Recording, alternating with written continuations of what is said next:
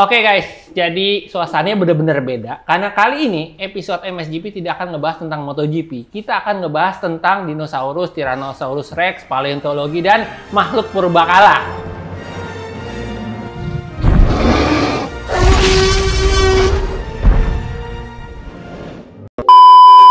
Oke, karena saya ditemani oleh Bapak Ahmad Jayadi yang sempat balap dengan Valentino Rossi. Giacomo Agostini, dan juga pembalap-pembalap yang abad ke-18. Lalu ada Om Matteo juga. Jadi total usia di sebelah saya ini ada 107 tahun, guys. Total, jadi luar biasa. Tapi masih hidup. Masih hidup. Artinya apa? Nggak diterima bumi. Dan by the way, Yellowcorn ada artikel baru, guys. Semuanya jaket-jaket baru, kaos-kaos baru, aparel baru, semua lu bisa dapetin di Rider Spot. Ini nih linknya, Rider Spot di sini ada di Sedayu, ada di Pondok Indah, arteri Pondok Indah ini. Dan di episode ini kita juga ada giveaway dari Rider Spot. Ini dia, rompi, benar-benar keren banget. Ini kalau lu mau naik motor, mau mancing ataupun ngapain aja. Kalau kamu cocok mancing deh. Kenapa? Jangan naik motor. Cocok. Mancing kerusuhan. Cocok mancing. Oke, dan jangan lupa tetap pakai terus oli federal. Biar lo kenceng kayak Alex Marquez dan Firman Aldeguer, oke? Gue suka banget lihat Alex Marquez dan Firman Aldeguer ngebut di MotoGP. Skuter Matic gue juga bisa dapat performa maksimal dengan oli yang tepat. Olinya adalah Federal Racing Matic 10W30. Dengan oli full sintetiknya cocok banget buat skuter Matic gue. Mesin lebih lancar, performa lebih stabil. Pasti makin nyaman. Buat kamu ngebut di jalan, cek website Federal Oil di federaloil.co.id buat kamu lebih banyak tahu tentang produk dan tips-tipsnya. Yuk, upgrade skuter Matic kamu. Nomor 1, saya mau berterima kasih banget sama Hadi untuk hari ini nongol di sini dan kita banyak memori ya. Jadi aku senang sekali di sini sama Hadi dan aku akan ajak berdiskusi tentang lebih kepada teknikal kepada Hadi karena kan pembalap dan dia tahu banyak soal itu. Kalau Satar kita ajak cuman ketawa-ketawa aja, nggak aja bercanda deh, jangan sensi deh, sensi. Ini guys ya, yang penting kalau di MotoGP itu hormati orang tua ya. Apalagi yang udah tua sekali, makanya harus ngomong sopan di kolom komen. Jangan maki-maki. Karena kalau udah tua sakit hati, stroke. Jadi jangan. Oke. MotoGP Aragon 2025 di mana nomor 1 kita selamat datang kepada semua penonton setia MSGP dan selamat malam kepada semuanya. Dan MotoGP Aragon ada 2 pemenang baru, Adi. Di Moto3 ada David Munoz dan di Moto2 orang Turki pertama yang pernah menang di Moto2. Kenan Sofoglu. Dia pernah loh, hampir, tapi jatuh. Hampir menang. Ya. Denis Oncu. Dan ada pemenang baru di MotoGP, salah ya, namanya Marc Marquez, yang berdominasi total kemarin dari free practice 1, dari practice, dari free practice 2, dari spring, warm up, sampai GP. Fenomenal. Ya, fenomenal dan total dominasi bisa dibilang, benar nggak, Adi? Jadi bukan sesuatu yang baru, tapi jangan salah guys, ini adalah track dia, memang salah satu track dia. Tapi di track dia sebelumnya dia pernah bikin salah. Itu adalah di Amerika kan. Dia kan lebih suka belokan di kiri daripada di kanan. Kenapa pembalap itu, Adi, punya kelebihan di satu sisi dibanding yang lainnya? Misalnya kamu waktu balap lebih suka kanan atau kiri? Sama aja. Sama aja, karena ada pembalap yang gitu. Tapi buat map. Tapi kebanyakan ada ya, ada yang lebih suka kiri, malah lebih kalau misalnya kamu tulis dengan tangan kanan atau semuanya di kanan. Biasanya kalau belok kiri rada lebih biasanya ya, ada yang pembalap yang nggak sebagus di sebelah kanan. Kenapa itu? Kenapa, faktor apa itu? Karena kalau menurut saya, kenapa ke kanan itu lebih cepat, kebanyakan dari riders adalah hampir 90% sirkuit itu di kanan. Ke kanan. Betul sekali. Searah jarum jam, kebanyakan. Hampir 90%. Betul Jadi sekali. mereka banyak praktis, banyak, ya pastinya orang mahir karena biasa ya. Jadi memang karena hampir 90% tadi sirkuit itu banyak ke kanan. Gitu. Jadi aku juga mau tanya, apa yang bikin kamu surprise atau apa ya kalau bahasa Indonesia? Kaget. Terperanjat. Apa yang bikin kamu kaget dari race kemarin satu hal, dan apa yang bikin kamu kecewa? Buat saya race kemarin kemenangan Mark ya, saya nggak kaget. Oke. Dia itu balapan di sirkuit, memang sirkuit dia. Dari catatan yang pernah saya tahu, di sana di Aragon selalu dia menang. Dan itu memang sirkuit dia, karena yang tadi pertama kita bahas di awal adalah memang tikungan banyak ke kiri, udah pasti dia yang akan menang. Jangankan pakai yang pakai motor yang terbaik saat ini. Betul sekali. Yang dulu-dulu dan notabene motor yang nggak bagus saja, dia bisa menang kalau di sirkuit itu. Apalagi sekarang. Jadi kalau menurut saya kemenangan Mark ini kalau di sirkuit-sirkuit 2 saat ini adalah bukan sesuatu yang ini menurut saya. Malah yang jadi PR kalau menurut saya adalah bukan PR ya. Dia itu kemarin sebenarnya bahkan tahun ini Marc Marquez itu belum mengeluarkan kemampuannya. Belum ya? Belum. Masih tahan karena dia masih suka dimancing emosi kadang-kadang. Dia lebih daripada seharusnya dan bikin kesalahan yang bodoh menurut saya, sama kayak di Austin misalnya, karena dia terlalu overconfidence. Makanya kemarin saya bilang untuk dia sebetulnya susah loh Adi. Karena kalau kamu tahu ini track saya loh. Ini di sini aku harus menang. Jadi pressure pasti ada. Karena ada kesalahan mungkin pressure ada, tapi saya juga nggak kaget. Yang bikin saya kaget kemarin sebetulnya lihat pembalap di lap terakhir, kalau kamu perhatiin kemarin ya, di lap terakhir mereka dapat best lap. Itu berarti apa? Michelin ini luar biasa sebetulnya. Dimana atau mungkin pembalap, soalnya yang bisa turun termasuk Bezzecchi loh, karena dia start dari dari P20 sampai selesai di 8. Dia juga lap terakhir cuma satu-satunya yang bisa di bawah 147. Dan sama Mark of course, Alex dan Pecco. Dan yang bikin saya yang bikin saya juga senang kemarin lihat finally ya bahwa Pecco ketemu sesuatu. Nanti kita bicara. Karena paling minimal dia nggak terlalu jauh, meskipun kita nggak tahu di sini sebenarnya Mark itu masih ada spare berapa ya, karena menurut saya kemarin dia menjaga doang. Setuju. Waktu dia dapat gap, kelihatan banget sampai 2,6, 2,7, malah lap terakhir dia kendor sampai cuma tinggal 1 sekund. Menurut kamu dia, atau mungkin Satar, menurut kalian, dia itu punya sampai kemana sih sebetulnya tanpa risiko bisa jauhin pembalap yang lain? Menurut saya gini ya, berbicara Marc Marquez, tahun ini sebenarnya gini.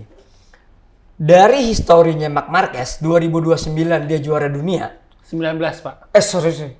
2019. Iya, Ya. Pak. Dia juara dunia. Kalau ini komputer. Iya, dia komputer. Kalau ini faktor masih muda. Dia rekor terjatuh paling banyak. Betul. Tapi dia tidak juara dunia. Nggak pernah di race, tapi Ya, jarang di race. Ya itu.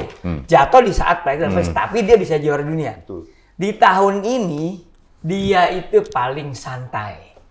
Paling santai. Sebenarnya dia itu belum mengeluarkan dalam tanda kutip kemampuan kapan dia push, kapan dia maksa, dia nggak pernah. Malah, nih menurut saya nih, sorry ya, ini ada campur tangan dari Liberty. Nah, gue udah lari ke penyelenggara. Karena kalau Mark serius, itu pasti balapannya nggak seru. Karena Terbukti bahkan di Aragon kemarin, kelihatan banget kalau menurut gue, dia itu cuman mau tarik-tarik ya, Alex. Nanti aku ada poin. Yang bikin dia agak bete adalah, mungkin menurut saya, dia tuh agak kesel sama Alex adalah kenapa udah berusaha ditarik untuk bisa ngelepasin grup ini, tapi Alex nggak bisa. Sampai akhirnya diputuskan di lap ke-8 dia mulai push. Betul. Makanya itu aku bilang bahwa sebetulnya race dari Pecco kemarin itu cukup baik sebetulnya. Yeah. Kalau kita pikir dia datang dari mana Yes. dan dari sulitan mana. Yeah. Oke. Dan mungkin kita harus analisa juga, dia bilang, dia cerita sesuatu, ada satu hal teknis. kita bicara Pecco dulu, baru kita balik ke Iya, Mark lagi. iya. Teknis itu adalah bahwa Pecco kan punya masalah di front hand-nya. Oke. Ya, jadinya bagian depan pembalap bilang nggak ada feeling. Sama kayak Fabio Di Già, karena mereka pakai GP25 dengan engine sedikit berbeda dari versi GP24. Sama juga Marquez sebetulnya di race terakhir di Silverstone dia punya masalah itu. Jadi Pecco untuk kemarin mereka usahakan untuk pakai fork depan yang sedikit lebih panjang.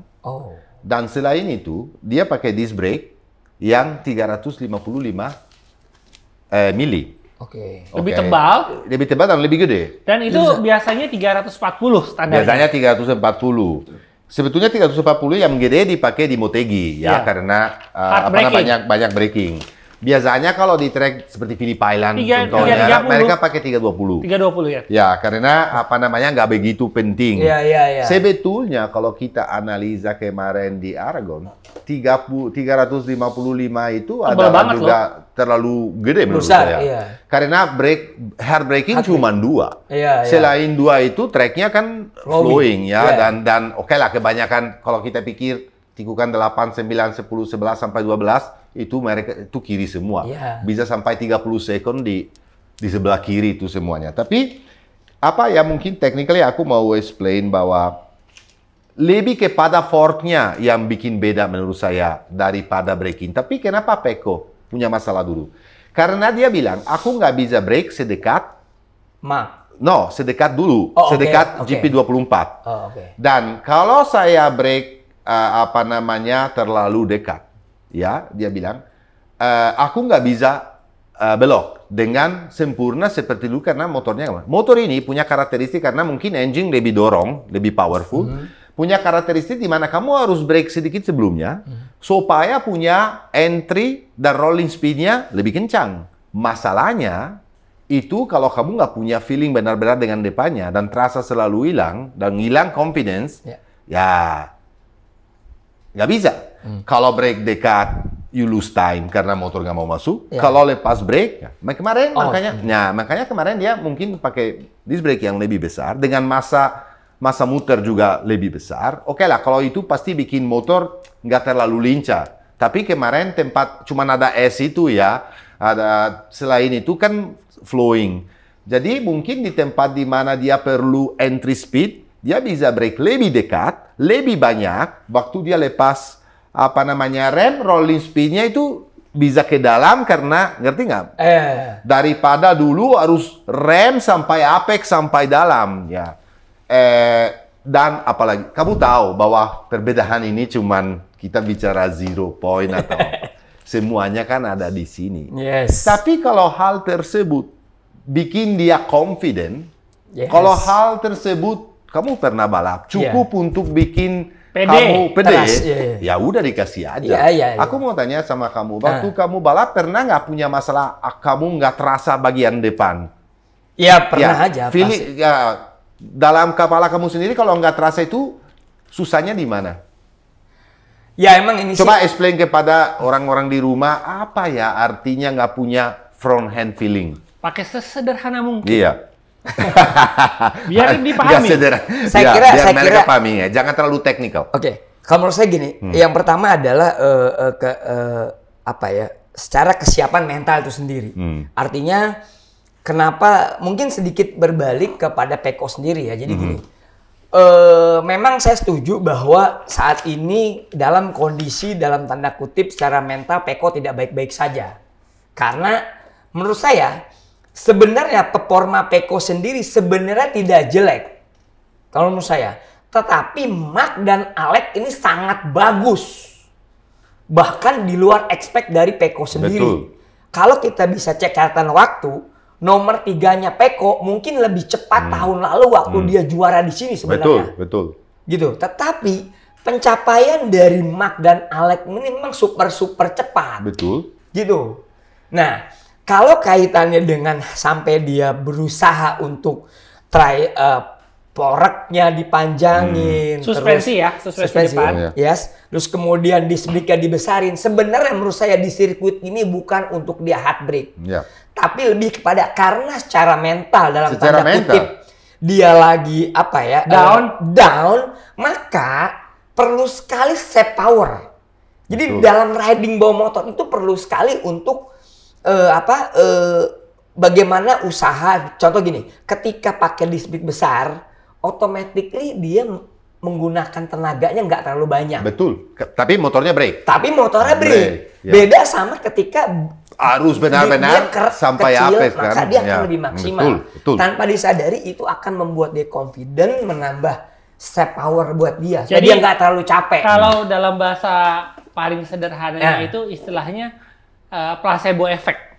Placebo effect. Ya, placebo effect. Ngerti. Itu placebo effect. Ya, placebo effect itu istilahnya seperti apa ya?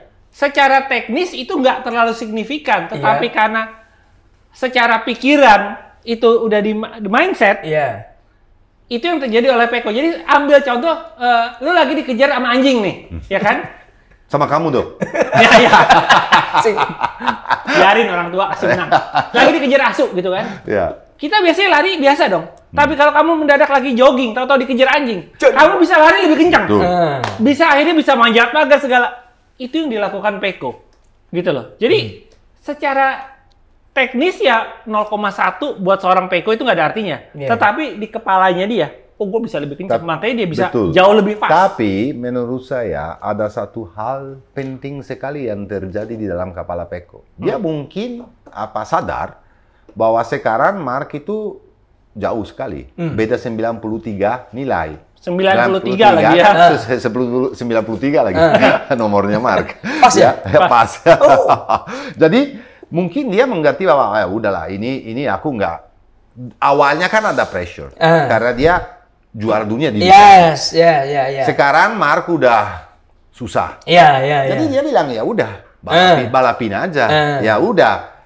Jangan mikirin Mark. Apakah dia harus mikirin Morbidelli yang selisihnya 24 poin?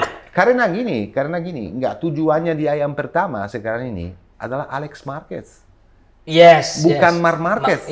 Alex yang harus dia kalahin. Nggak mungkin tahun ini dia bisa selesai lagi di belakang tim satelit. Karena itu udah terjadi tahun lalu. Dan satelit dengan motor satelit lagi. Dan tahun lalu berat sekali untuk dia.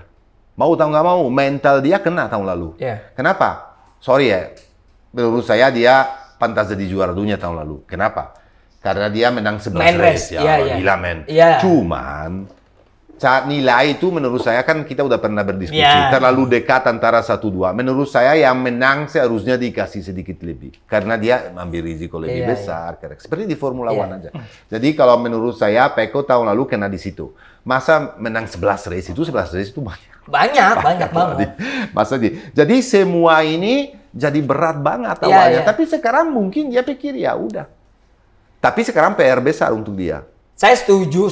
Memang datangnya di awal tahun lalu adalah dalam tanda kutip Peko ini adalah seorang juara sebenarnya. Karena itu tadi bukan pembalap jelek kan? Bukan. Karena adalah dia 11 kali juara di main race. Maka dia apalagi yang juara dunianya dengan Jorge Martin juga nggak ada. Artinya harusnya yang melawan Mark adalah dia kan. Betul. Makanya berangkat dari situ, dia punya beban untuk bagaimana mempertahankan, berusaha maksimal. Bertanyaan berikutnya. Tapi nyatanya Mark itu super strong. Betul. Makanya ini pas banget. Pertanyaan saya berikutnya adalah gimana caranya bisa kalahin Marc Marquez? Pakai dukun. Gimana caranya bisa kalahin seorang Marc Marquez? Tidak ada cara. Kalau Peko yang versi 2024 dengan mental itu mungkin bisa. Bukan kalahin tapi minimal lawan. Betul nggak? Kalau menurut saya gini sekarang. Tapi menurut saya ada satu orang yang bisa. Mungkin ada dua. Gini. Saat ini nomor 1 Ahmad Jayadi, nomor 2 Matteo Guarino nih. Guys, kalau penyakit Alzheimer itu atau demensia itu ke orang tua dan ini udah gejalanya, jadi kalau kalian punya kakek, nenek, coba bisa dilihat. Gitu. Saat ini Marc Marquez tidak mungkin ada yang mengalahkan. Kecuali Alex Marquez. Kecuali enggak. Enggak. Kecuali PP. aturannya dirubah. Ya. Tapi satu. Gue udah ngaco nih. Gue udah ngaco. Tapi minimal. Tapi kalau fair play untuk saat ini sebelum tahun 2027 new regulasi. Betul. Nothing. Tapi Adi coba bayangin aja. You kasih ke Pedro motor yang bagus. Dia strong loh. Adi, KTM itu udah nggak ada duit, udah nggak ada development, susah. Sorry, tapi saya bilang coba. Untuk di Aragon kemarin, saya bukan di Aragon, no. Aku bicara satu orang secara general ya, di Aragon susah, di Sachsenring forget it, di Barcelona juga banyak lah yang susah. Tapi secara general mungkin orang yang waras, yang satu-satunya yang benar kita akan, aku nggak bilang kalahin, tapi aku bilang nikmati. Habis-habisan race kalau seorang Pedro tahu sendiri. Gini, menurut saya. Pedro sama seperti kasusnya Peko. Ketika Marc Marquez confirm dia akan juara dengan leading 93 poin, sekarang seorang Acosta dan seorang Peko sudah nggak ada pikiran mau juara dunia. Nggak bicara tahun ini ya. Misalnya kalau Pedro pakai motor Marc sama, misalnya Pedro pakai Ducati lah tahun depan dan ya Marc 1 tahun lebih tua, Pedro pakai, karena kan untuk 2025 ya? Iya. Enggak, belum. Nggak ada gosip kan itu, kamu tahu kan? Iya. Itu udah dekat ya. Kemarin aja waktu di testing kita bicara, Pedro kayak udah nggak punya jiwa. Maksudnya ya udah. Terus gimana kamu bisa pikir bisa selesai urutan nomor 4 kemarin itu? Bagaimana kalau motornya bagus? Ya aku juga sendiri nggak bisa jawab. Dia bilang gitu. Jadi kan kehilangan semangatnya karena gosip itu bahwa dia akan gantiin Franco Morbidelli tahun depan. Paling aku nggak bilang dia kalahin secara total Marc Marquez, tapi saya bilang kita pasti saksikan race tertentu yang di mana fight-nya itu akan sadis. Karena gini bro, antara Marc sama Alex, kamu nggak akan saksikan itu. Nggak mungkin. Kecuali 2 atau 3 balapan terakhir mereka nilainya dekat banget mungkin. Tapi kalau misalnya aku kasih contoh, fight antara Morbidelli sama Marc di Silverstone untuk posisi 3 sadis. Kenalan. Kemarin fight antara Aldeguer sama Morbidelli untuk urutan 4 ya 45 crazy. Sorry, untuk urutan 5-6 karena 4 sih Pedro. Iya. Itu crazy. Sampai senggol-senggolan. Kamu pernah lihat Alex sama Marc senggol-senggolan nggak? Nggak pernah. Kamu tahu nggak terjadi apa? Dua-duanya pesta di dunia. Pernah lihat pembalap 1 nomor 2 pesta bersama nggak? Pernah lihat nggak? Kalau kamu selesai nomor 2, oke, senang, tapi nggak senang juga. Karena tujuan pembalap apa? Cuma satu. Selesai di nomor 1. Betul nggak? Kecuali ada kondisi yang sulit, motornya kurang, dan kamu karena kasih 110% dan bisa selesai di podium, bilang, Alhamdulillah. Betul? Tapi ini ada masalahnya satu yang mesti diingat. Walaupun Acosta punya motor bagus, oke, musim depan Alex juga punya motor bagus. Katakan Yamaha mendadak. Alex nggak punya? Alex siapa? Alex Marquez. Kenapa nggak punya motor? Dia punya motor bagus juga. Dia sudah. Dan timnya luar biasa. Timnya luar biasa tim Grace ini. Nah sekarang ini, bayangin ya. Sebelum fight sama Marquez, itu raja terakhir. Dia itu harus ngelewatin Alex dulu. Dan lewatin Alex itu nggak mudah. Tahun lalu Peko mau lewatin Alex malah ditabrak Alex. Jadi sebelum bisa terjadi fight sama Marc, siapapun itu harus fight dulu sama Alex. Ketika fight dengan Alex, Marc udah ada di mana tahu? Ada satu lebihan lagi dari Marc. Dia itu datang dari GP23. Yang susah banget. Yang susah banget dengan masalahnya GP23 kalau kamu braking waktu masuk tikungan, jadi posisinya belum total di bawah, tapi lagi turun, dia depannya hilang. Okay.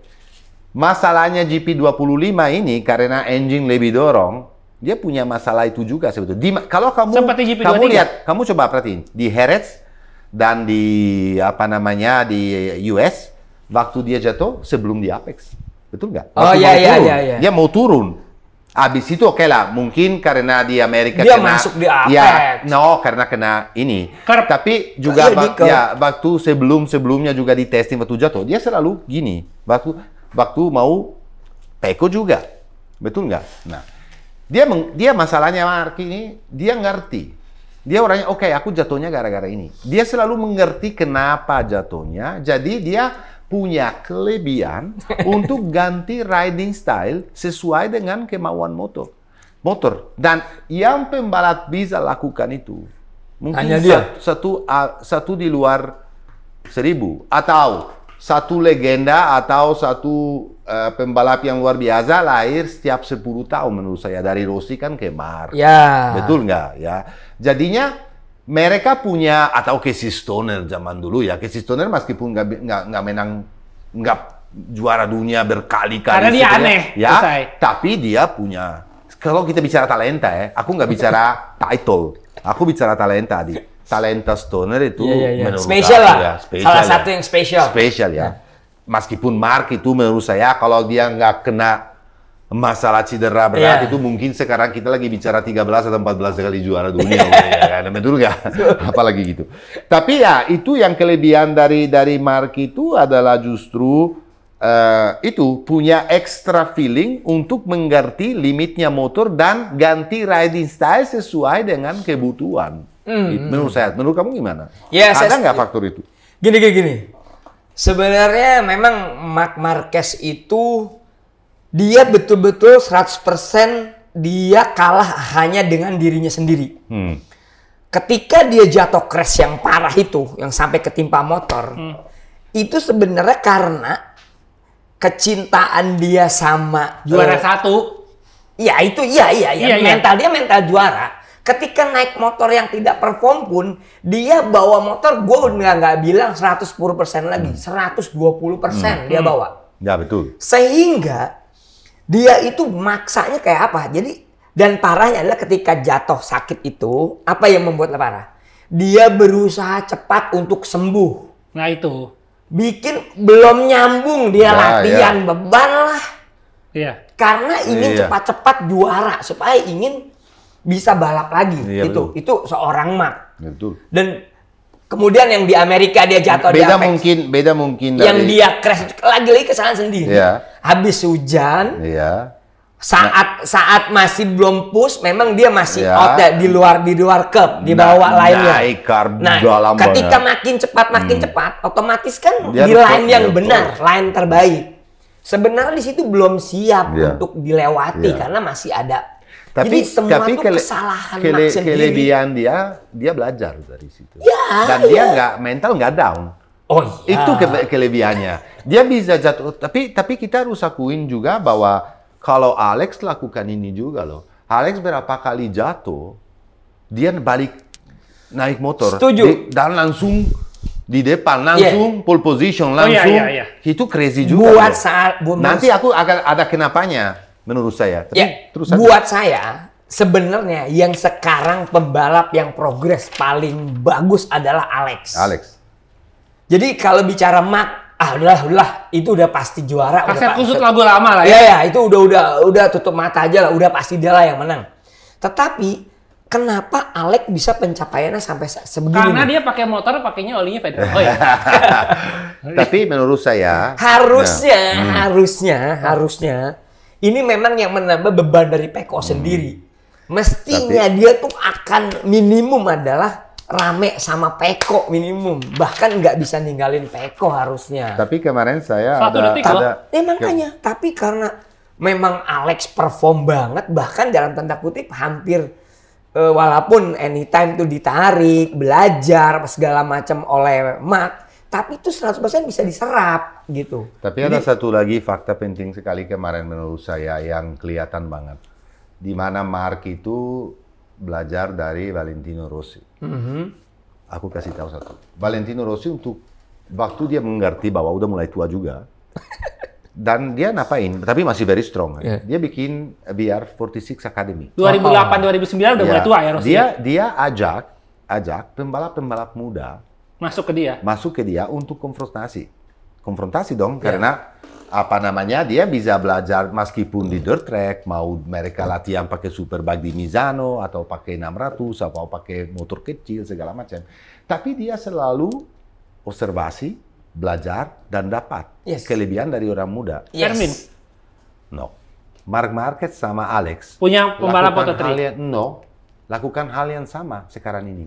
Mereka latihan selalu bersama, motocross, dirt track, dan mereka waktu balap, kalau Alex tahu bahwa nggak bisa lawan Marc, tapi bersama, kalau Alex lebih kencang, Marc usahakan di belakang.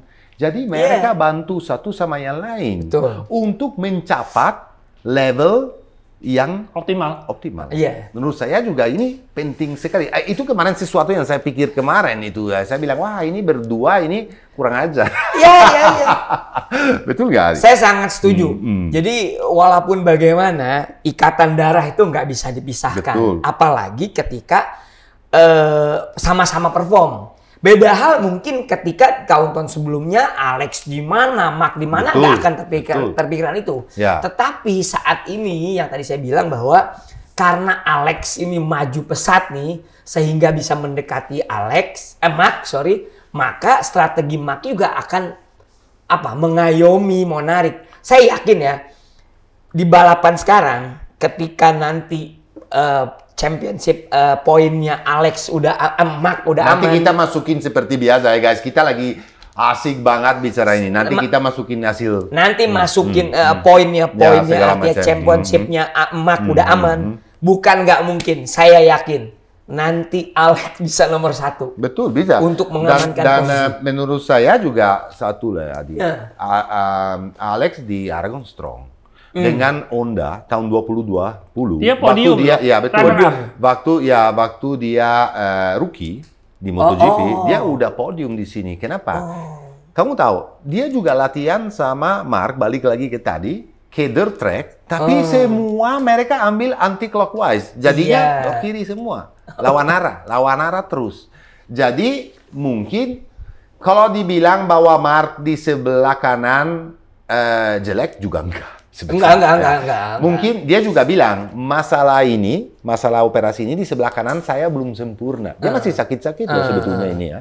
Dan dia bilang, tapi kalau Marc di sebelah kanan pula, mungkin sama dengan pembalap yang lain. Cuma kelebihannya jauh adalah di kiri. Iya. Dan Alex itu juga, kalau kamu lihat di Sachsenring, di Austin, di mana-mana. Oke lah, Alex strong di mana-mana tahun ini. Tapi jangan lupa guys, 2 kali juara dunia. Bukan main. Dan dia selalu dengerin apa kakaknya yang bilang. Dia bilang, nggak boleh naik ke Moto2 sebelum kamu jadi juara dunia di Moto3. Kamu nggak boleh naik di MotoGP sebelum kamu jadi. Dan itu konsep menurut saya sangat bagus. Karena dia mungkin Marc pikir, kalau kamu mau fight atau mau punya level di MotoGP, jadi loh juara dunia dulu. Kuasain dulu Moto2. Dan itu Marc selalu bilang itu. Dan kalau kamu lihat itu Alex selalu nurut.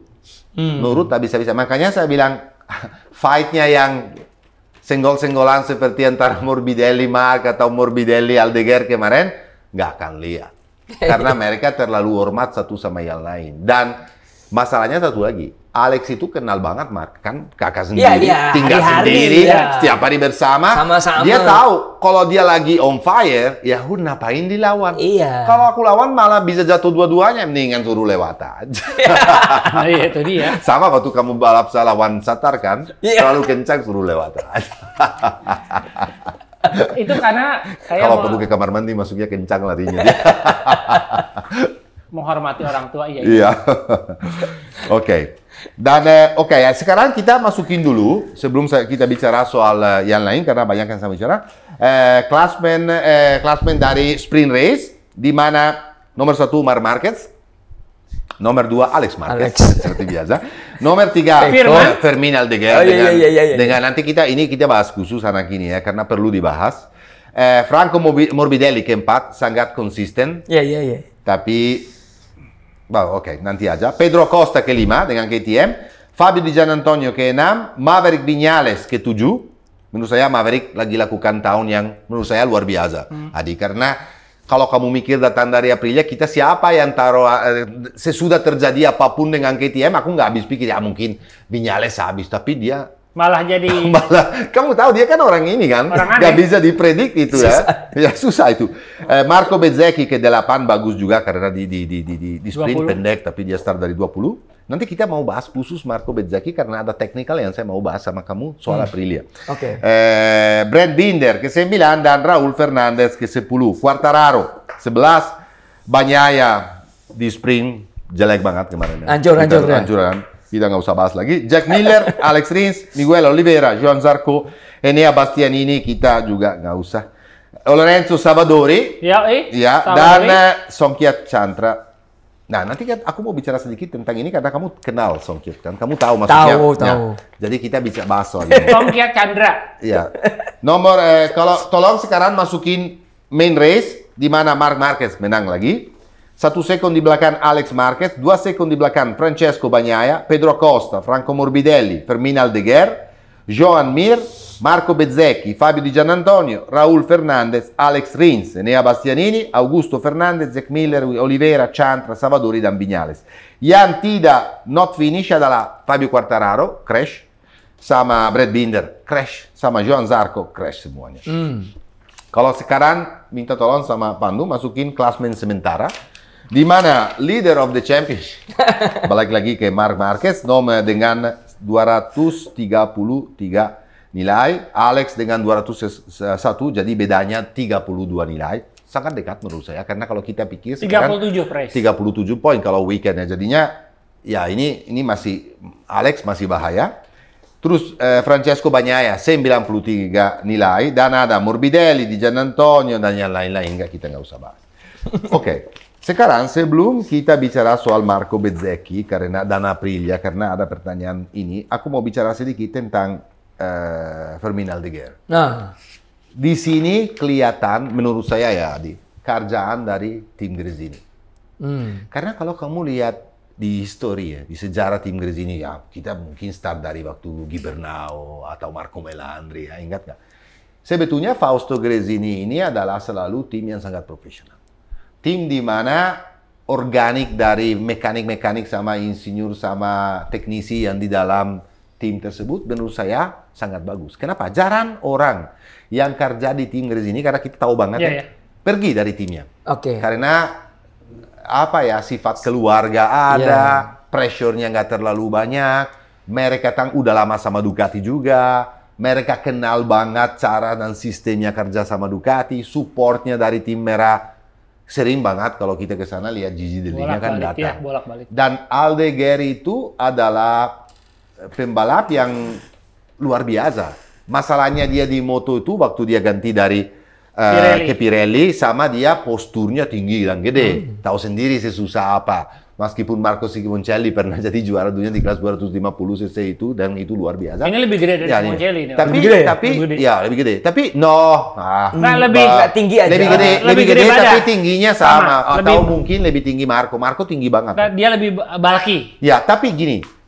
Dia itu kan dari semua orang bilang di Moto2 ini extraordinary, ini luar biasa. Makanya dibawa, dan pinternya adalah kemarin kan Gigi Dell'Igna dihabis-habisin.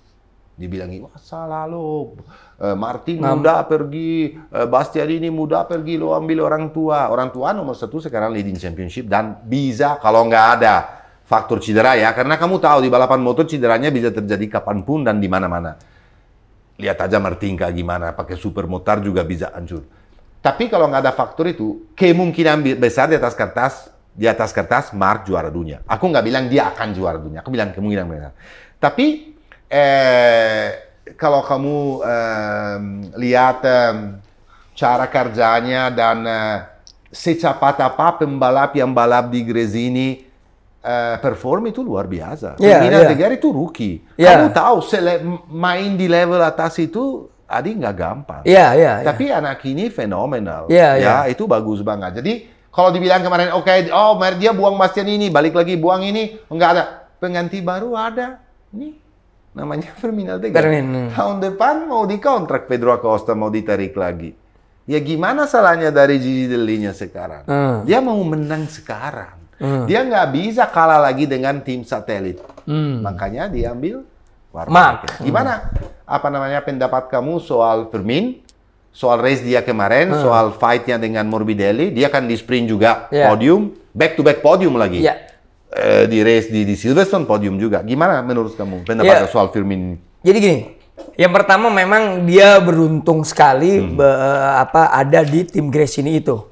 Karena, betul ya, saya setuju ya sama kamu bilang ini. Setuju karena momentumnya adalah di mana tim Gresini itu lagi goyang gara-gara Marc pergi. Enggak, sebelumnya Marc pergi semuanya bilang wah Marc pergi tapi dapat Firmin. Luar biasa. Oh iya, tapi kan bukannya goyang, tapi justru di saat itu lagi bahagianya tim ini. Betul, atmosfernya lagi baik, lagi positif, apalagi yang kita tahu bahwa betul. Di sana kan kekeluargaannya, udah melahirkan juara-juara dunia juga, juara bakat-bakat ya. Ini hampir jadi juara dunia waktu kan. Jadi dia datang ditambah lagi ketika teammate-nya dalam tanda kutip Alex ini sangat perform.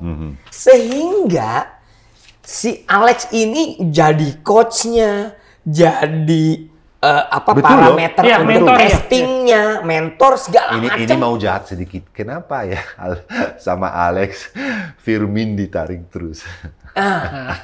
Dan Firman bilang loh. Firman lagi. Nah, Firman bilang bahwa idola saya Marc. Ya, tapi kenapa? Tapi coach saya Alex.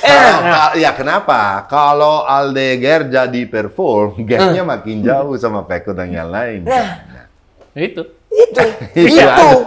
sebenarnya supaya semuanya gini. 3 lawan 1.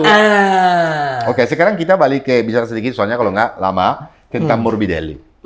Oke, Morbidelli ini adalah sesuatu menurut saya. Karena aku rada kecewa sebetulnya. Aku pikir bahwa Franco kan juara dunia Moto2 dengan tahun itu bernominasi. Dia itu runner up di MotoGP. Ingat nggak waktu dia 2020? Iya, waktu dia pakai Yamaha Petronas, fantastik ya, dia menang race. Tapi dia sejak, oke lah dari situ dia cedera berat, oke lah dia waktu pre-testing pakai Panigale dia hancur di Portugal. Dia tahun lalu di Pramac punya teammate yang jadi juara dunia dengan motor yang sama, tapi dia nggak bisa perform. Tahun ini aku berespektasi sebetulnya lebih bagus. Oke lah dia fight di depan, oke lah dia nomor 4, oke lah dia nomor 5, oke lah dia kadang pernah naik podium. Tapi secara daging, benar nggak Adi? Kurang serak istilahnya. Ya, dan dia bilang kemarin, kita kerja terlalu keras untuk mendapat di single lap time-nya supaya bisa start dari depan, dan kita nggak kerja cukup keras untuk cari pace-nya. Ya, tapi ini pertanyaannya lah, pembalap ini pengalamannya banyak. Dia pembalap ketiga tertua di grid loh. Di MotoGP lama. Punya motor bagus? Iya.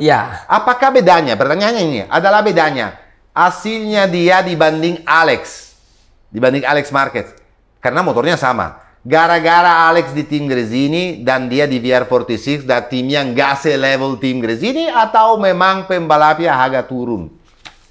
Dia lagi turun. Jadi ini pun bisa perform karena gini, menurut saya. Karena memang dia di antara pembalap yang saat ini pakai motor terbaik naik Ducati saat ini. Itu kalau seandainya dia bukan naik Ducati, dia nggak tahu di nomor berapa tuh dia.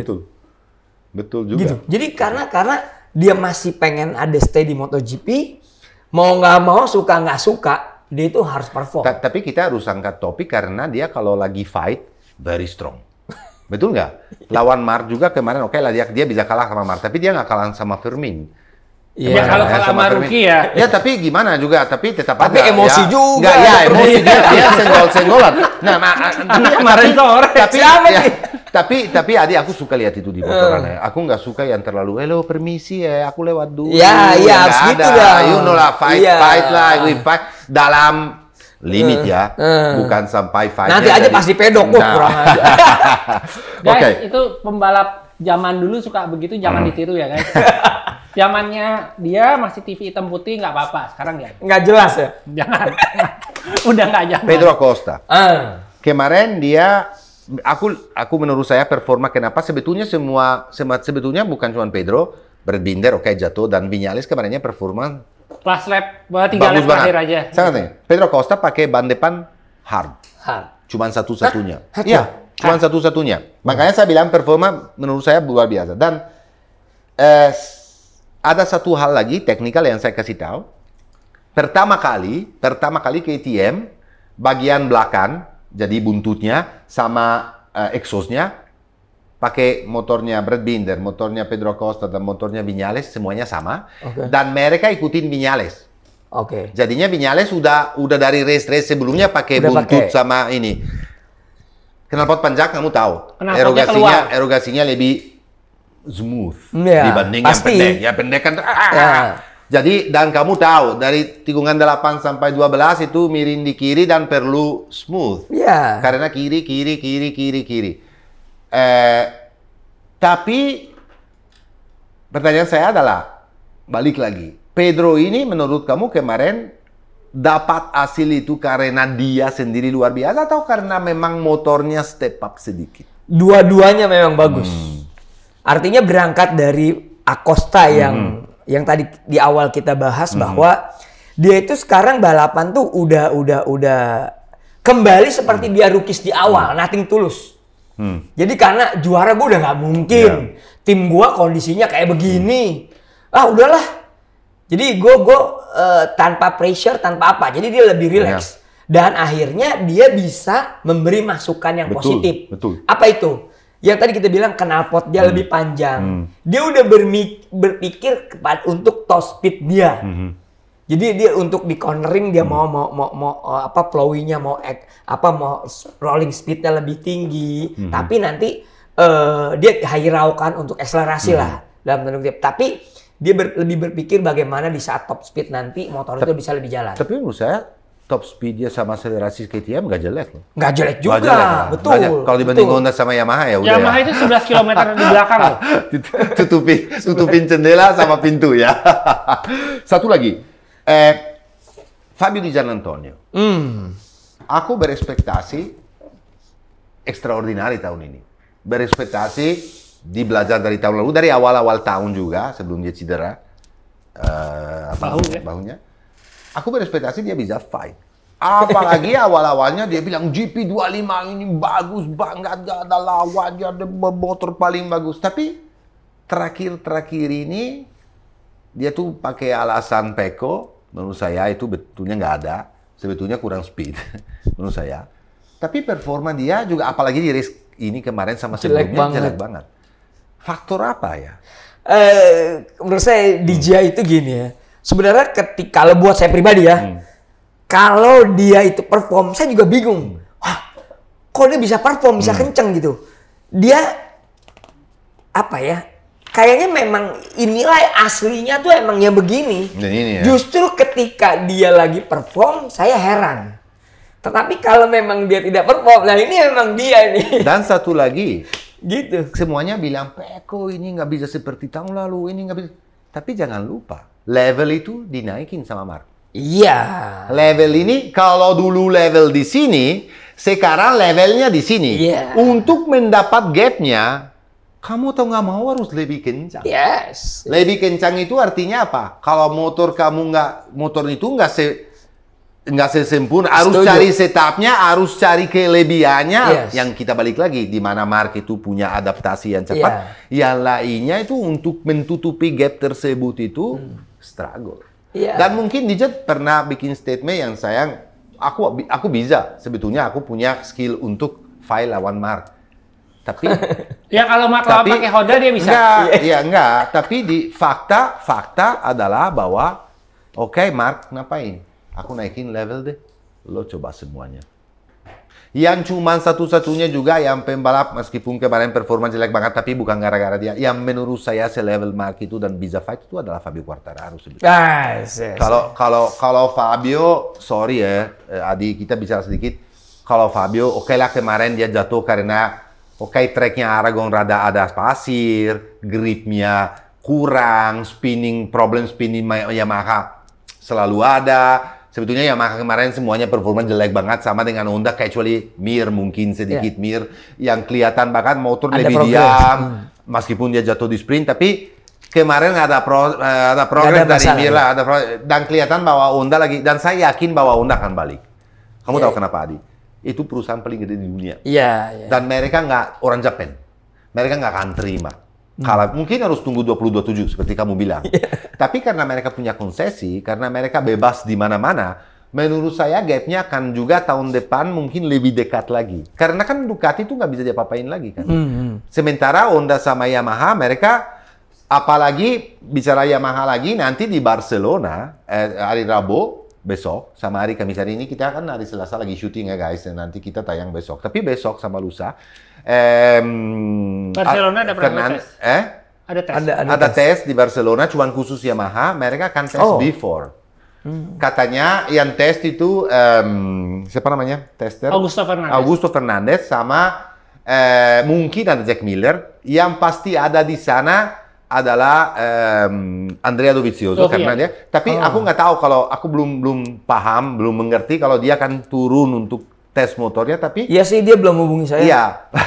fakta bahwa fakta bahwa mereka itu usahakan itu menurut saya penting. Kalau kamu lihat semuanya di MotoGP sekarang ini semuanya V4 termasuk Honda. Masalahnya four cylinder online kamu tahu RPM-nya tinggi. Iya. Waktu kamu masuk tikungannya kamu harus gasnya buka. Iya, mesti early open. Yang belakang spinning. V4 maju. Karena dia apex langsung lurusin open throttle. Kalau Yamaha kan harus. Jadi katanya engine ini bagus. Katanya V4-nya Yamaha. Tapi makanya balik lagi, konsesi mereka kebanyak. Bisa aja V4 ini 2025 udah turun. Atau mungkin siapa tahu Rins, karena dia udah pengen coba. Atau siapa terakhir season ini udah turunin V4. Menurut kamu gimana? Boleh mereka kan? Boleh, Ya, dong. boleh. Mereka kan punya konsesi. Konsesi boleh makanya. Boleh. Gini ya, pertama bicara Quartararo dulu. Saat ini pembalap yang hanya bisa melawan Mark adalah hanya Quartararo menurut saya. Tapi dengan motor yang benar, Iya, bukan Mio Karbu.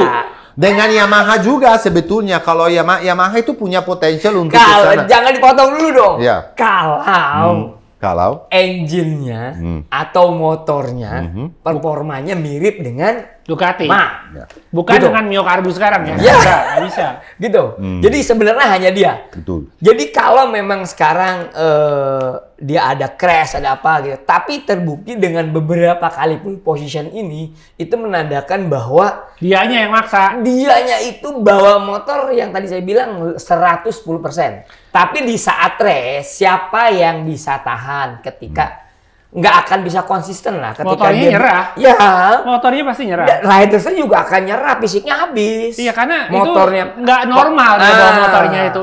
Udah Betul. istilahnya limit di sini, dia udah di sini. Di sini. Itu dia. Jadi nggak tahan. Gitu. Berangkat dari Nah, bicara engine. Wes. V4 baru. Kalau engine, ya memang mau nggak mau, suka nggak suka harus melihat teknologi yang terbaik saat ini. Ya, V4. Iya. Sekarang karena Ducati pakai itu, ya Yamaha atau motor Jepang semua lain berbeda, kenapa nggak ada ikut? Harusnya gitu. Sederhana gitu. Sebetulnya dan Honda saya yakin sebetulnya Honda pakai V4. Dari dulu. Ya, Dari dulu. dan saya yakin semua, apalagi tim sebesar Honda, pasti melihatlah mata-mata Pasti. apa yang dipakai di sini, apa yang Pastilah. dipakai di sini. Pastilah. Dan bukan nggak mungkin, ya entah chipnya, entah mekanika yang ahli apa juga mungkin sudah akan dibawa Tapi- masuk ke sana. Ya, seperti Espargaro. itu Marmor ini itu lagi develop Iya Yamaha kan? engine. Dia yang spesialis untuk V4 sebetulnya. Makanya ini saya yakin itu. engine-nya sebetulnya bagus. Iya, Makanya ada pasti. gosip mungkin turun juga tahun ini. Sekarang satu pertanyaan lagi, terus kita ke Bezzecchi ya, tapi singkat. Maverick Viñales bagus terus sebetulnya secara besar ya, sering di depan, sering. Apalagi kemarin waktu di testing hari besoknya Pertama. testing, dia nomor pertama dan dia dapat best ever lap in Aragon. Iya. Karena dia 0.010 lebih cepat dari pole position Marc Marquez. Iya. Saya mau tanya, ini aneh kan?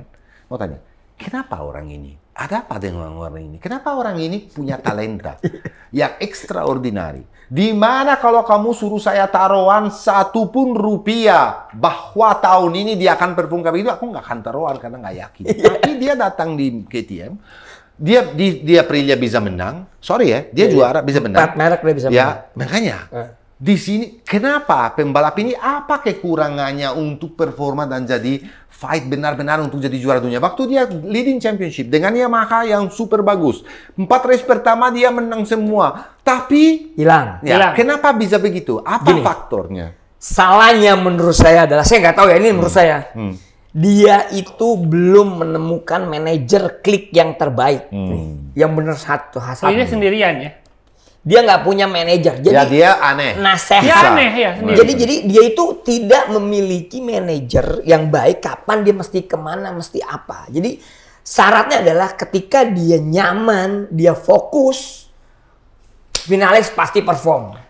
Kalau talenta kita tahu. Talenta itu dia salah satu yang terbaik salah satu betul, di MotoGP. Betul. Tapi yang jadi masalah adalah dia belum memiliki, ya kamu lu bilang emang nggak ada kan? Nggak ada, dia nggak punya manajer, jadi masih dia urus. Untuk mau tukar dia pikiran apa. minimal, Ya, tukar pikiran lah kadang-kadang kan gitu. mengurangi beban. Itu sebabnya. Kalau sampai Vinales ini ketemu dengan orang yang ngeklik, ngeklop nih, Kimi Steri ketemu, dia ngobrol segala macam, diurusin, gue terserah lu deh, gue tinggal balap yang benar, gue fokus, saya yakin Iya, dia semua ngerjain sendiri, itu dia. Iya, Susah. itu. Marco Bezzecchi. Di kualifikasi parah banget selalu. Dan menurut saya ada technical yang saya kasih tahu, menurut saya apa, nanti kamu tolong di pendapat kamu apa. Tapi di race selalu dari belakang dia punya speednya luar biasa sampai selalu bisa. Tapi kamu tahu di MotoGP saat ini, kalau kamu start dari belakang mau jadi naik podium aja susah sekali. Oke. Menurut saya ini masalahnya. Itu masalahnya juga dari dia sendiri dan masalahnya sedikit di Aprilia juga. Kalau di kualifikasi kamu perlu 1 or 2 lap very fast. Karena kan ban pakai soft depan belakang, dan itu di situ ban itu tahan cuman paling 2 lap. Lap kedua aja ya udah luar biasa kalau kamu bisa, betul nggak? Tapi dia nggak pernah bisa. Kayak kemarin waktu mau lewat dari Q1 dia jatuh langsung. Karena apa? Masalah teknikal. Masalahnya teknikal saya kasih tahu apa? Itu adalah di ban. Aprilia kalau pakai soft. Aprilia adalah motor kalau kamu tahu. Kenapa di race atau di sprint terakhir selalu maju? Adalah motor di mana harus dibikin slide untuk masuk cari apex. Tapi kalau ban baru, apalagi soft, di mana punya extra grip yang luar biasa, di braking itu kamu nggak bisa bikin slide karena gripnya ada. Dan waktu kamu masuk corner, kelebihan dari ban soft apa? Pasti traksi, keluar dari tikungan, akselerasi, motornya di dalam, kamu keluarnya kencang sekali, benar nggak? Kalau ban baru kamu tahu enak banget kan? Ya.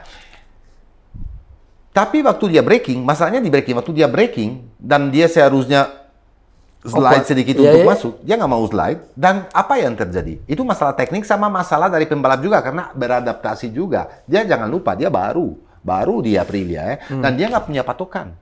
Dia sendiri karena Martin nggak ada. Ya, betul nggak? Ya. Jadi apa yang terjadi? Ban braking very hard, ban masuk, ban belakang kan dorong. Betul nggak? Ban depan mau low side atau mau lebar. Jadi extra grip yang kamu perlu untuk akselerasi dan traksi keluar udah kacau karena kamu bukan di line yang seharusnya. Nah, menurut saya masalah ini itu masalah kualifikasi karena di race Aprilia kalau Aprilia sekarang start dari kita bilang aja posisi 7. Nggak usah sampai P28 itu bahaya sekali. Karena Marco, kalau kamu lihat pace-nya, terakhir paling kencang daripada semuanya. Artinya apa? Motornya nggak jelek, menurut saya. Menurut saya Aprilia nggak jelek. Cuman, karena tahun pertama, karena dia, dan satu faktor lagi ada, nanti aku lempar kepada kamu. Karena tahun pertama dan nggak ada Martin, nggak ada patokan dan segala macam dan dia harus mendevelop motor sendiri, whatever lah. Tapi apa namanya masalahnya bukan cuma teknis, tapi masalahnya juga dari pembalap sendiri. belum mengerti karakteristik tersebut, gimana caranya dengan ban soft. Makanya kemarin waktu di testing mereka kerja keras sekali dengan mapping yang baru dan elektronik yang baru. Ada banyak elektronik baru. Kenapa? Yang bisa tutupin masalah ini sebetulnya elektronik. Tahu sendiri. Ya kalau roda belakang dorong karena gripnya ekstra, mungkin dengan elektronik kamu bisa setup parameter-parameter tersebut di mana lebih smooth atau bagaimana. Tapi juga dari pembalap sendiri menurut saya adalah masalahnya. Kamu tuh pernah balap. Kamu tahu extra grip kalau lagi kualifikasi dan kamu tahu gripnya kalau lagi udah 20 lap apalagi di Sentul. Ya banyak udah 20 lap kamu tahu sendiri gimana. Itu ala Jamaika ya bawahnya tuh. Apalagi di mana gripnya. Benar gak? Ya. Menurut kamu? Gak ngerti. Dia gak ngerti. Dulu aku mau cerita. Ini dulu belum main ya. Itu tuh lama sekali itu 25 tahun kita lalu. main Super Sport di Sentul, satu hari Adi datang dengan motor ini. Aku lihat itu di atas pick up-nya. Warna kuning, warna hijau, warna merah. Ini Jamaika dong. Jadi dari sejak waktu itu aku panggil dia Jamaika. Makanya bilang ala Jamaika. Balik lagi ke Bezzecchi. Oke. Pendapat saya gimana tadi, analisa saya gimana, dan pendapat kamu yang punya pengalaman jauh lebih banyak daripada saya gimana? Ya, hampir benar semua. Jadi kalau menurut saya gini, kalau bicara memang di mana Aprilia ini belum menemukan setup yang terbaik itu iya. Karena belum ada pembalap yang juara atau perform pakai ini saat ini. Ditambah lagi kalau menurut saya, kenapa di saat main race-nya ketika race simulasi itu lap by lap-nya dia bagus. Karena mungkin setup dalam tanda kutip yang ECU setup ECU-nya di bagian elektronikalnya tuh udah tahu. Menurut saya kalau saya kaitkan dengan biasa saya balap, jadi mapping di saat qualifying itu apalagi cuma satu lap itu sangat beda. Biasanya ekstrim. Kita tahu itu. Harusnya setupnya mungkin ya dia tahu mau itu mendekati mendekati rusak ya harus setup sampai seperti itu. Jadi motor itu tuh udah nggak bisa dipakai bahkan 3 lap lebih itu udah nggak bisa. Itu hanya emang bisa dipakai 2 lap maksimum. Nah, untuk tahapan sampai red line itu atau yang batasan untuk hampir mendekati rusak itu atau yang extreme setup itu kayaknya tuh Aprilia belum dapat. Jadi masih smooth, masih keluar gitu. Tapi sebelum kamu explain satu hal juga ada Ai. Kalau di race, dia tuh makin lama makin kencang. Makin bagus. Artinya apa? Akhir-akhir. Makin ban habis juga, makin dia bisa membawa sesuai dengan. Jadi saya setuju dengan kamu. Ada masalah teknik di bagian elektronik. Makanya kemarin di testingnya, tapi ada masalah juga dari dia sendiri. Bahwa dia harus beradaptasi. Let's say 50-50 juga. Karena dia baru juga. Ya. Kamu mau jadi gini, kalau mau dijelasin yang dimaksud sama Bang Jaya itu adalah ketika setting motor itu tuh dimaksimalin sampai titik kalau lebih dari ini mesin jebol. Motor jebol, ban habis. Tetapi kalau jauh di bawah itu memang mesin awet, ban awet tapi motor nggak perform. Jadi harus mencari titik di mana titik kalau bisa dibilang tuh 95% dari titik optimal itu yang dicari, itu yang belum ketemu di Aprilia. Dan satu lagi yang menurut saya perlu, Aprilia perlu, itu di dalam manajemen Aprilia dalam tim sendiri. Kan Massimo Rivola ini extraordinary ya. Massimo Rivola datang dari Formula 1. Tapi Massimo Rivola ini lebih cocok jadi CEO. Sama dengan Domenicali di Ducati. Menurut saya mereka harus ambil tim manager yang bagus. Dan yang bagus-bagus, yang satu-satunya yang bagus menurut saya dan cocok sekali di Aprilia adalah Davide Brivio. Kalau mereka masukin, menurut aku, Davide Brivio dan Rivola jadi CEO dengan Sterlachini untuk development bike sama engine, menurut saya adalah lubang yang penting ditutupin supaya timnya juga bisa membantu pembalap. Dan Brivio sudah di Aprilia juga, tinggal naik aja. Makanya tinggal. Tapi gosip ini udah ada sebetulnya. Aku mau bicara sedikit tentang tes kemarin. Aku cuma update dikit-dikit karena aku nggak terlalu banyak kemarin nggak punya banyak waktu untuk dalam-dalamnya. Saya cuma mau kasih tahu bahwa Aprilia kemarin coba exhaust baru. Ya mungkin juga lebih panjang untuk cari Top Derogasi speed. Ya karena dia Top mungkin speed. ya Top top speed juga speed. Karena dia mungkin terlalu galak. Iya, untuk meredam. Iya, iya. Nah, itu. Dan mereka coba, of course, aerodinamik baru, Ya. samping beda depan belakang semuanya, Ya. sama mereka kerja keras sekali untuk coba mapping dan kerja keras sekali di elektronik. Nah, ini kita balik lagi. Mungkin mereka tahu juga ya, pastilah lebih tahu Tahu dari lah, kita, iya, lebih tahu iya, dari iya, kita iya. bahwa mereka harus punya PR di situ. Tapi menurut saya secara garis besar Aprilia bagus. Ya. Menurut saya ya, itu motor paling bagus sesudah Ducati sebetulnya. Cuman dia sial. Itu aja ya. Karena kalau ada Martin menurut saya Lain beda. lagi ceritanya. Apalagi dia eksplosif satu lap kan Martin itu mau dorong belakang, mau dorong depan, dia kan habis-habisan. Oke. Kalau Ducati kemarin coba juga fairing baru. Kenapa semuanya garis besar coba fairing? Karena mereka harus homologasi, kecuali yang punya konsesi ya. Fairing baru ini yang kedua ya. Dan kemarin Ducati coba fairing baru, sama coba juga swing arm baru. Dan aku dengar cuman Pecco sama Marc, tapi Pecco lebih kepada Pecco, dia bilang itu banyak hal positif dari fairing bagus dan banyak positif juga dari swing arm yang belakang, yang punya gripnya jauh lebih bagus roda belakang, tetapi motornya jadi lebih unstable. Fairing baru ini bagus sekali, tapi untuk mendapat maksimalnya harus berubah setupnya. Dan dia bilang, aku lagi dalam hal di mana aku baru ketemu sesuatu. Sekarang kalau harus berubah total semuanya, Udah hilang lagi. hilang lagi. Mark bilang, Mark ini gilanya bro, ini orang gila. Dia coba fairing dua-duanya, Oke. yang baru sama yang lama. Kamu tahu nggak waktunya bedanya berapa? Sama satu fairing, 1.567. Sama fairing yang satunya lagi, 1.568. Bedanya 0-1. Nah. Terus dia bilang, ya harus dicoba lebih lagi, harus dicoba lagi. Tapi balik lagi, untuk dapat cuma 0.1, 0.5, itu detail semua. Benar nggak, Adi? Sedikit ini, sedikit. Nggak bisa kamu berubah sesuatu jadi 1 sekon lebih kencang dari mana Hongkong. Itu nggak ada. Ya, jadi ini yang dari Ducati. Kalau dari Yamaha, New Aero, dia dapat juga banyak part coba, tapi lebih ke aerodinamik, karena mereka nggak terlalu, meskipun mereka kerja keras sekali dan duitnya banyak untuk membawa Yamaha, cuman mereka lebih fokus nanti hari Rabu dan Kamis di Barcelona dengan V4-nya. Kalau Honda juga swing arm yang baru, ya ini sesuatu yang interesting, karena swing arm-nya ada bagian dari carbon fiber, sama kayak di chassis KTM, kamu tahu ada beberapa part dari dibungkus, carbon fiber. Ya, ada beberapa. Sama Honda juga pakai swing arm ini baru, sama aero fairing juga yang baru.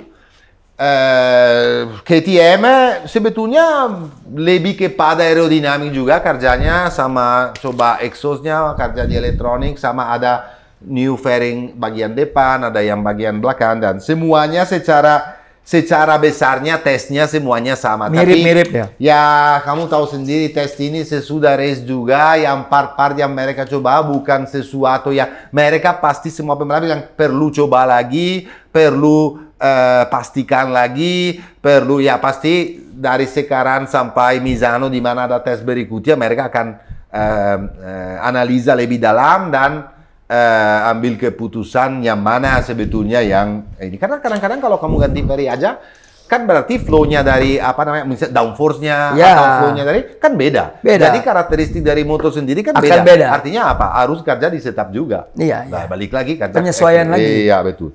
Dan ada info secara general sebelum kita ke Moto2 dan Moto3 yang cepat adalah bahwa Toprak Razgatlioglu itu di paddock udah 100% confirm, meskipun dia belum tanda tangan kontrak, tapi itu cuma berapa hari ini. Mugello pengumuman. Ya, pengumuman dia akan jadi dia ke Pramac. Ada banyak yang dari media-media sana sama Carleto saya juga, mereka bilang sesuatu yang saya nggak setuju sebetulnya. Oke, apa itu? Mereka bilang ini, wah kenapa Toprak harus turun tahun ini? Bahwa tahun depan di mana tahun 2027 kan berubah total dan dia bisa kompetisi lebih fair. Kenapa turun sekarang dan ngambil risiko dengan Pramac? Menurut saya salah. Salah. Ya. Dia harus turun. Nomor satu. Penyesuaian. Nomor satu, tahun depannya 30. Oh, 30 Ya, tahun depan umur 30. Oh, tua juga Nomor ya? dua, dia tuh extraordinary. Aku suka. Dia pembalap yang rada-rada Super, juga. Dia punya skill balancing segala macam ala Marc Marquez. Maksudnya dia punya kelebihan sesuatu. Aku lihat dia slide ini dalam tikungan. Itu gila itu orangnya. Punya ekstra. Menurut saya belum tentu loh. Yamaha kan punya konsesi dan punya V4. Belum tentu tahun depan jelek Yamaha. Menurut saya dia pas turun untuk dapat tahun depan untuk sesuaikan juga diri dengan MotoGP. Meskipun kita tahu sendiri kalau pembalap punya ya. Bukan terlalu banyak ini. Dan tahun 2027 dia bisa perform. Menurut kamu, pertanyaannya adalah Toprak ini pantas di MotoGP dan menurut kamu bisa lawan depan-depan nggak? Gini, MotoGP adalah balapan yang kalau menurut saya itu bukan soal jago teknik atau tidak ya, lebih kalau ketika dia perform atau apa mungkin lebih kepada kalau menurut saya itu alam bawah sadar lah. Karena tidak bisa, contoh nggak usah jauh-jauh. Seorang Alex Espargaro, test ridersnya dari Honda, yang baru dia berhenti balap tahun lalu, bahkan nggak sempat berhenti. Betul. Iya, baru berapa bulan? Dia, baru beberapa bulan naik motor setiap hari Honda. Tapi ketika dia dan di saat dia jadi wildcard, pasti di sirkuit-sirkuit favorit dia yang harusnya dia perform. Iya. Nomor berapa dia? Tapi betul. Nah, tapi dampaknya apa? Untuk pembalap intinya pasti ada trigger nih. Oh, gua masa sih nanti kalah sama test rider. Betul. Mereka dorong lebih. Tetapi untuk bicara perform ini, itu lagi-lagi itu sekelas dari Alex aja seperti itu. Sekarang kalau kita tanya dari Marc Marquez sampai yang paling belakang nih, sampai Somkiat Chantra deh kita tanya, apakah teknik dan cara berbelok dia nggak tahu? Pasti tahu. Betul. Pasti dia perform banget secara teori. Udah. Tetapi aplikasi di saat di atas motor bisa nggak? Karena ini. Tapi menurut kamu Toprak bisa nggak? Nah, kembali lagi ke Toprak. Untuk ini bicara talent sama tidak, mau nggak mau, suka nggak suka, proses harus dilewati. Nah mungkin kalau pembalap-pembalap yang dalam tanda kutip yang saat ini tidak sehebat Toprak ya, kita anggap Toprak saat ini lagi hebat lah. Mungkin adaptasi dia dalam artian gini, saatnya mungkin dia pertama main. Kalau yang untuk sekelas Toprak mungkin awal main mungkin ada bermain di 10 besar mungkin. Itu bagus menurut saya. Itu udah oke. Tapi jangan lupa Troy Bayliss pernah dari Superbike langsung jadi tunggu, juara. aku potong dulu. Sorry. Dia sebelumnya pernah di MotoGP. Bukan. Eranya udah beda. Eranya udah beda. Itu era di mana GP 500 ke MotoGP. Nggak usah jauh-jauh. 2023 yang naik Ducati semua boleh menang. Tapi menurut saya naik Ducati 2023 aja semua bisa menang. Tetapi walaupun juara dunia ya tetap Pecco, tetapi 2024 cuman berapa? 3 orang yang balap, Jack. Iya. 2024 cuman Pecco, Martin sama nomor 3-nya gantian nih. Penales kah, siapakah yang ganti-ganti. Tapi sebenarnya balapnya cuma 3 orang aja. Tahun ini 2 orang yang balap. Alex Brothers nih yang balap. Alex sama Marquez yang balap. Nomor 3-nya siapa? Dikocok tuh. Nah, di kelas nanti eranya nanti nih siapa? Si Toprak mungkin nggak jauh loh motornya. Jauh mungkin dia lebih bagus mungkin. Masalahnya di mana? Di ban juga pasti. Dia harus sesuaikan diri dengan Michelin. Setuju. Itu beda sekali dari Pirelli. Pirelli lebih friendly. Apakah bisa slide dengan segitu bisa konsisten? Tapi aku bilang satu. Menurut saya akhir tahun depan 2026 di mana dia turun, menurut saya dia perform. Menurut saya bagus. Menurut saya ya. Kalau 2026, saya setuju. Menurut saya bagus. Kalau bicara 2026 memang ibarat kartu ini dikocok lagi nih. 2026. Walaupun kita akan tahu lah yang dominasi siapa, tapi bicara perform orang-orang ini akan berbeda. Karena semuanya tuh akan menggunakan spek baru. Maksud saya dia punya. Penyesuaian. Dia punya sesuatu. Dia punya sesuatu yang lebih. Dan di tahun 2026 ini penyesuaiannya udah bener harus balap. Tapi gini Matteo, yang mesti kadang-kadang kita lupa kalau kita balik lagi ke 22 tahun yang lalu ya, di mana ada seorang Hayden bisa jadi juara dunia, Troy Bayliss, rookie di MotoGP, dia 3 kali podium loh. Peringkat 6. Nicky Hayden peringkat 5. Tapi kamu bicara Itu 22 tahun yang lalu. Tapi kamu bicara Troy Bayliss. Troy Bayliss bukan main. Troy Bayliss itu adalah toprak zaman dulu. Ya, exactly. Tapi balik lagi, dan dia ketolong satu, Matteo. Bukan Nicky Hayden, sorry ya. Dulu itu Nah, Nicky Hayden, sorry, almarhum, dia meninggal dan dia menang juara dunia di MotoGP dan tahun itu memang beruntung juga. Beruntung aja. Beruntung banget, tapi level beda ya. tapi Bayliss. ada satu, Matteo, yang kita mesti lihat. 2002 itu masih ada GP 500 NSR sama Iya, MotoGP. iya. Begitu 2003 semua 4 tak. Iya. Anak-anaknya kayak Troy Bayliss, yang dan kawan-kawan, Colin Edwards, mereka itu udah terbiasa dengan 4 tak 1000. Iya, Jadi iya. mereka terbantu di Iya. situ juga. Ya, tapi Rossi langsung kencang ya, langsung juara dunia dengan 4 tak ya. Iya, tapi Jangan masuk- salah. Oke, anyway, kita loncat ke Moto2 kalau nggak bisa banget. Kalau loncat ke Moto2, kita selesai MotoGP di sini, kita berharap kita udah jawab atau mungkin Gonzales. Ya betul. Mungkin karena kita sebelum loncat ke Moto2 ada Gonzales, betul, pintar sekali. Kenapa kita bicara? Oh, kalian kalau mau bertanya, tolong follow MSGP. Dan kalau kamu mau tanya-tanya soal yang apapun yang kita bicara hari ini, silakan ditulis. Nanti kita juga nggak balas, nggak bercanda. Oke. Jahat. Aku mau tanya, kenapa seharusnya yang tes ini penting. Seharusnya yang kita bicara Moto2, seharusnya yang tes MotoGP kemarin di Aragon, oke, di Aragon, kamu tahu kan Manuel Gonzalez kemarin tes Aprilia, dia gantiin Ayogura, tahu kan? Seharusnya mereka Davide Brivio maunya Diogo Moreira. Oke. Tapi manajer Diogo Moreira bilang Nggak kasih. nggak boleh. Dan menurut saya itu pinter sekali. Sekarang saya mau tanya, kenapa? Ya, kenapa seorang Manu Gonzalez yang lagi fighting untuk championship, di mana terakhir ini ada beberapa masalah karena nggak beruntung juga, tapi dia punya talenta luar biasa. Kenapa manajer dia, di mana pembalap kamu tahu harusnya sefokus apa untuk untuk championship. Kenapa dikasih kesempatan untuk tes MotoGP? Di mana dengan masalah itu banyak pembalap jadi kuku dan nggak bagus juga karena dikasih harapan. Contohnya Sergio Garcia. Joe Roberts dulu, Sergio Garcia, terus berapa pembalap dari Moto2 tapi nggak jadi ke Moto2 kena mental dan mereka performnya di Moto2 jelek. Aku nggak bilang bahwa Manu sekarang balik dan performa jelek, tapi pernah terjadi. Kenapa seorang manajer ambil keputusan untuk lepas pembalap sendiri testing MotoGP di Aragon, Aprilia, Trackhouse, which is Satellite, dan pilihan pertama bukan dia tapi Diogo Moreira? Kenapa? Menurut kamu wajar atau tidak? Pasti yang tadi saya katakan bahwa seorang pembalap dengan manajer tuh udah discuss dan ngobrol apa segala macam, kira-kira kekurangan kelebihannya apa. Tapi menurut saya, pasti menurut saya ada bargaining. Dalam artian kita nggak tahu dia pernah bicara sama siapa. Itu saya setuju, betul.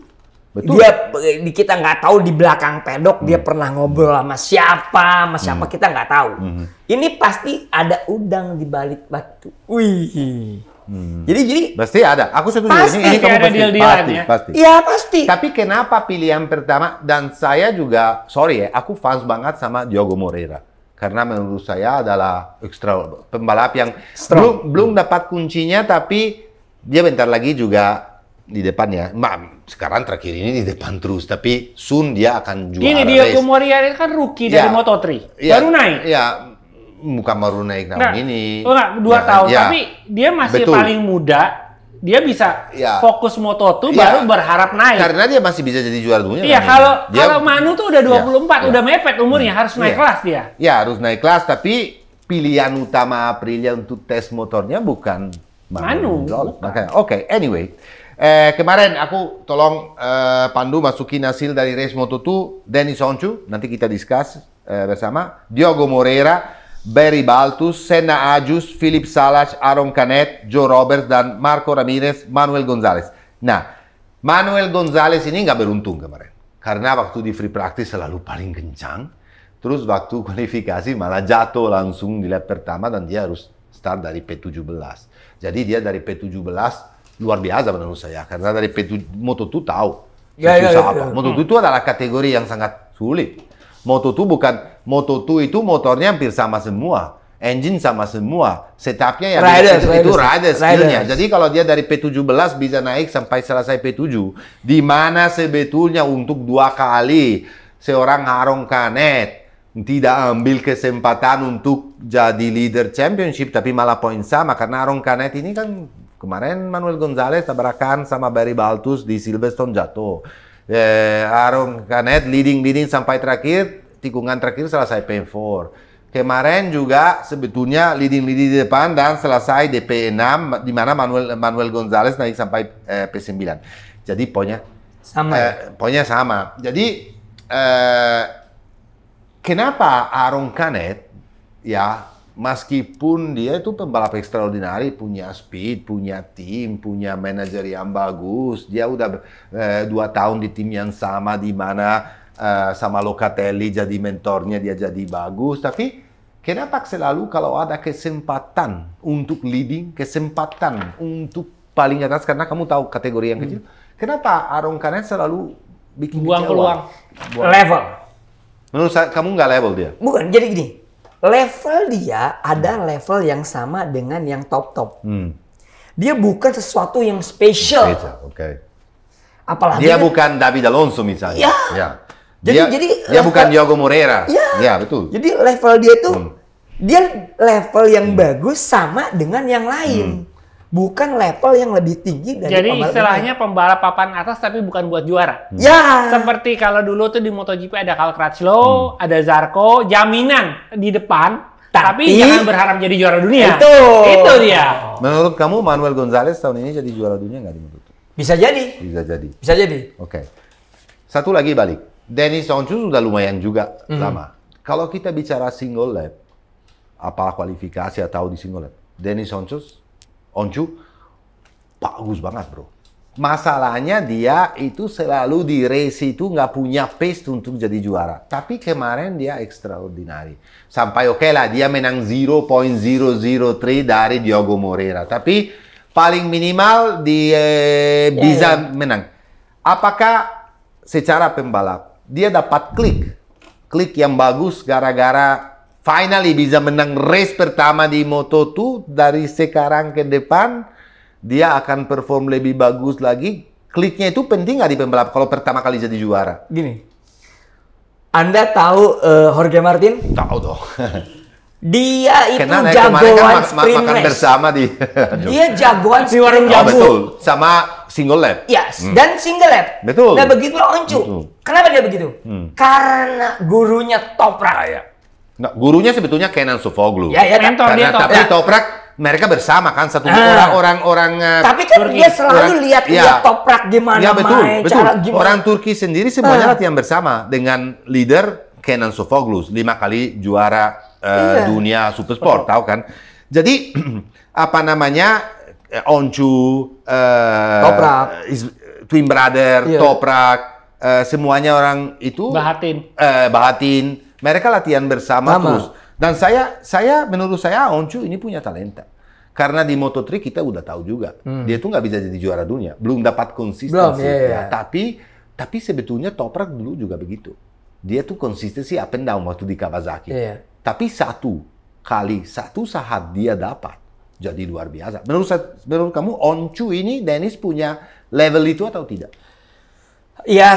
Kalau pembalap sudah bisa juara apalagi di kelas Moto2 tadi yang kita bilang bahwa balapan Moto2 kan peran pembalap. Crazy man.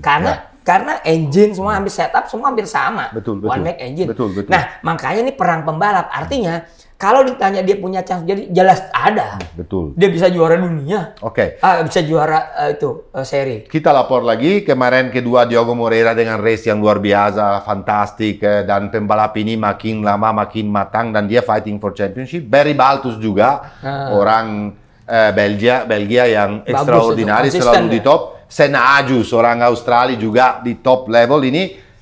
Makin lama, makin sini, makin enak banget nonton Moto2 sebetulnya. Fight-nya luar biasa. Apalagi di Silverstone, kita tahu ada kayak Moto3 kemarin, the best. Tapi kemarin juga lumayan bagus ya.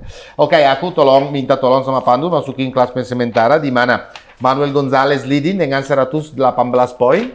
Nomor 2 ada Aaron Canet dengan 118 poin, sama juga. Sama, ya. Nomor 3 adalah Diogo Moreira dengan 90 poin. Jadi cuma beda 28 poin. Ini championship sangat terbuka. Iya. Nomor 4 Barry Baltus dengan 89 poin. Juga beda cuma 29 nilai dari Manuel Gonzalez. Sama Jake Dixon cuma beda 33 nilai. Sama Senna Ajus cuma beda 41. Jadi championship ini karena kan baru 7. 8. Masih ada 14 race lagi, bro. Sangat terbuka. Sangat. Oke, balik lagi sedikit ke Moto3. Kalau nggak hari ini udah berapa lama ya? Jauh ya? Ya itu gara-gara Jayadi ini susah direm. Susah direm, makanya dulu kencang banget, nggak pernah rem. Gas terus. Oke. David Munoz, finally. Ini pembalap paling jahat sebenarnya. Nakal. Paling nakal. Maksudnya kan sering dapat nambah penalti, start dari pit, karena dia memang agresif banget, bukan jahat, agresif banget. Tapi finally kemarin, karena dia, menurut saya, David Munoz ini nggak perlu jadi terlalu agresif kayak begitu. Kenapa, bro? Karena dia punya talenta. Iya. Karena ini pembalap kencang, bukan kaleng-kaleng. Jadi mungkin kemarin aku suka pembalap yang fisik, tapi kadang-kadang dia kelebihan yang nggak boleh. Tapi kemarin extraordinary, dia dapat race yang bagus banget, dan kita tahu seperti biasa di Moto3 dari lap pertama sampai lap terakhir itu yang depannya itu kan kamu pernah juga kan turun di kelas waktu itu masih 125. Oke lah, tapi kamu tahu seketat apa dan sesulit apa. Jadi kita cut topik sama ini, saya mau bicara ini. Massimo Chiles. Itu anak muridnya The Brothers. The Brothers. Ini anaknya gila, bro. Ini baru naik. Race part pertama nggak boleh ikut karena belum ada umur. Oh iya. Dia baru turun di Moto3. Seri sebelumnya udah pole. Dan dia ini sakit. Masuknya kencang banget ini. Gurunya siapa itu? Gurunya siapa dan kenapa dipilih? Gurunya siapa? Iyalah. Manajernya siapa? Iyalah, udah Marquez Brothers.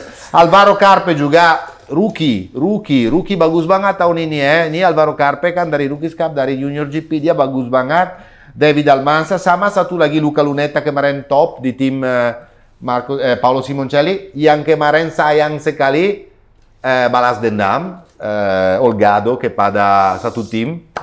Olgado jatuh dan hantam David Alonso, dan beberapa race sebelumnya David Alonso yang hantam Olgado. Jadi 1-1. Tapi salah satu pembalap yang juga bikin saya kaget adalah Olgado karena juga rookie, dan David Alonso karena juga rookie.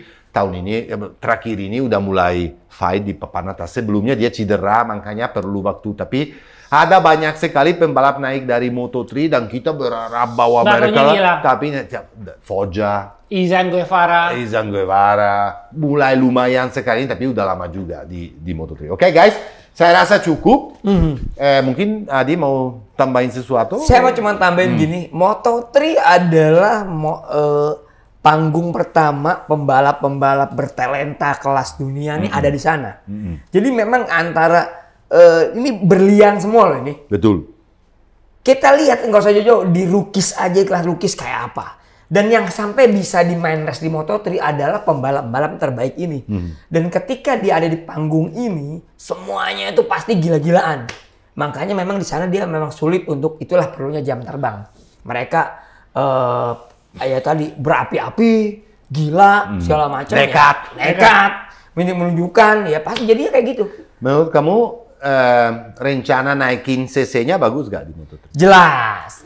Jadi memang yang pernah kita bahas sebelumnya bahwa di awal MotoGP di 2025 ini FIM tuh ada kebetulan saya ada info dari Ring 1 bahwa ada wacana bahwa Moto3 itu akan naik CC. Pertimbangannya adalah karena kalau di 250 ke 600 itu CC-nya terlalu 800. jauh. Ya 800. Ya, 769. Kan terlalu jauh sehingga pembalap Moto3 ini akan agak kesulitan untuk adaptasi di Moto2-nya.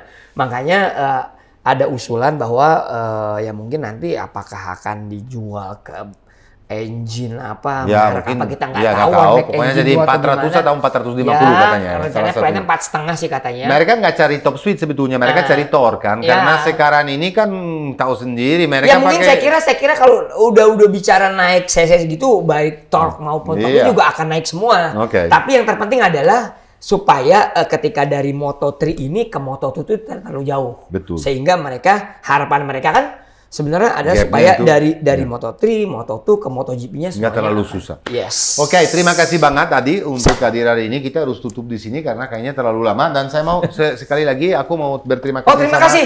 Thank you. KYT sama suami untuk jadi sponsor, dan saya berterima kasih banget sama Hadi untuk hadir hari ini. Luar biasa.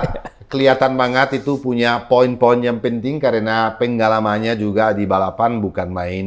5 kali juara nasional ya. Yes. Saya Dan benar. sempat balapan Ya. dengan Valentino Rossi 2 kali. Juara nasional 5 kali di 600. Tapi 600. di Underbone berapa kali kamu juara nasional? Ada 6 kali. Nah, 5 kali. makanya luar biasa. Dan juga sempat balap sama Valentino Rossi. Iya, Wildcard iya, iya, Wildcard benar. Indonesian Grand Prix di Sentul tahun 1996 Ya. dan 1997, yaitu 31 tahun yang lalu, guys. Makanya dengerin masukannya dari Nah. Hadi karena bukan kaleng-kaleng, oke guys? Oke. Jadi cukup. Saya rasa ciao-ciao semua ya. Ciao, Bye. ciao. Ciao, Bye. ciao.